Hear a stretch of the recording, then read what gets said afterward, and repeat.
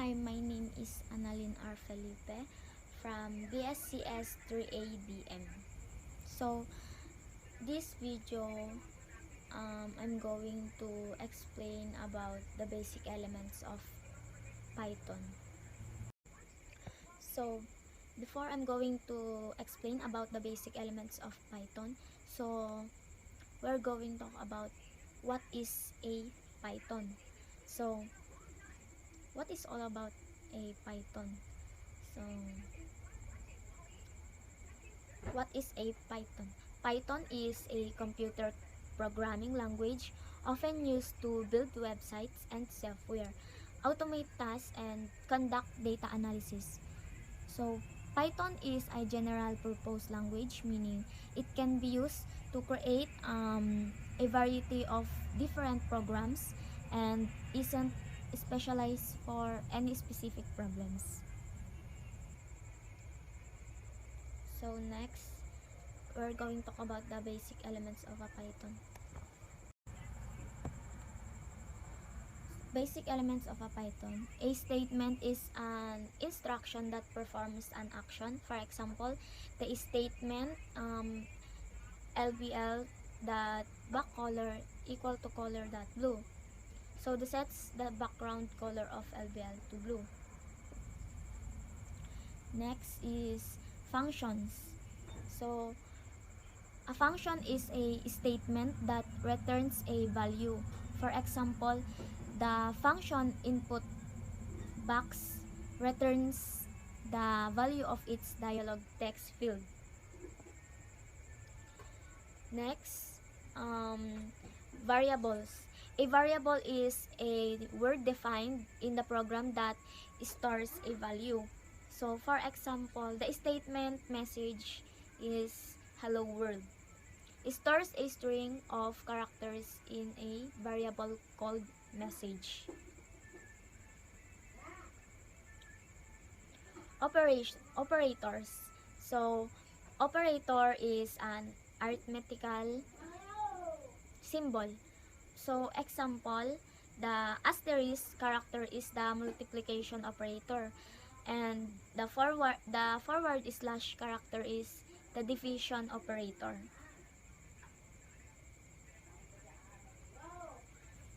Next is objects. An object is a program building block entity. It can be visible like button control or visible like a timer control.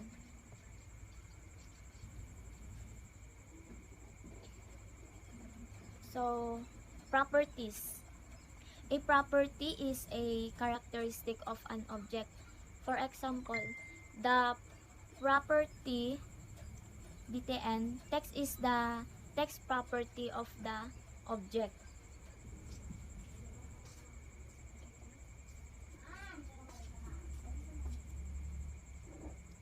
Next is methods.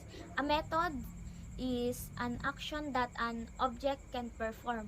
For example, the method click the box in the click method of the btn object.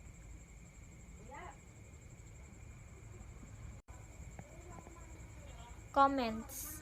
A comment is an explanatory line in the program code starting with an apostrophe character. It's not actually read by the compiler but exists to explain the purpose of the code. For example, clear the list might explain a clear statement. Next is identifiers. Identifiers are names that you give a variable class or a function.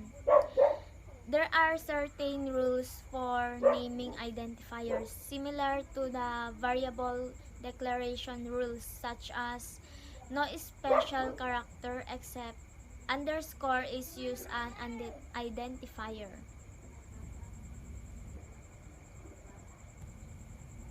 So here's the example.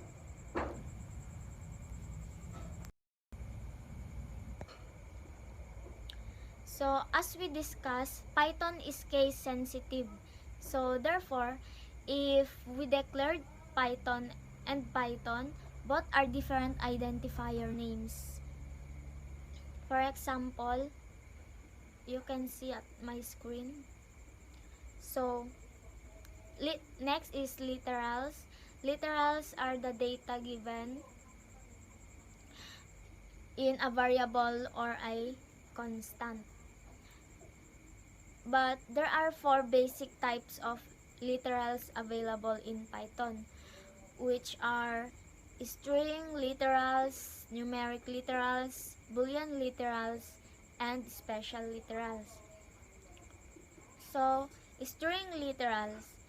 These literals are formed by enclosing text in a quotation. Both single and double quotes are used. So, this is the example.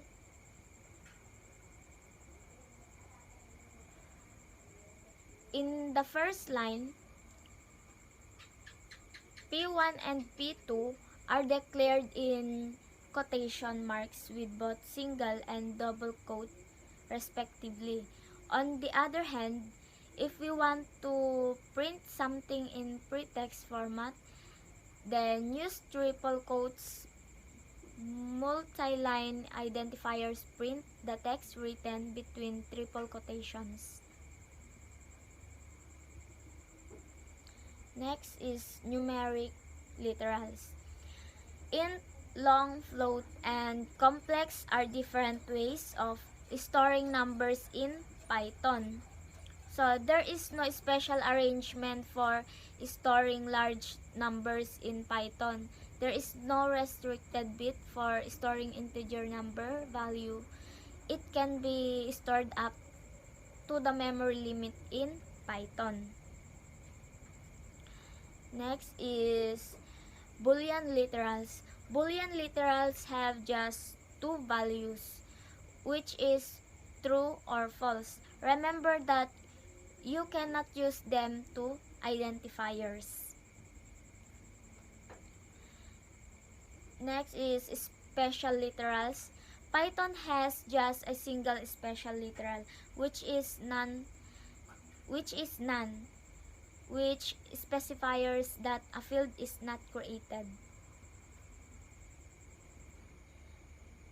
And the last is operators. These are specific characters which need to perform some specific tasks according to the function. So here's some example of basic elements of Python. So please watch.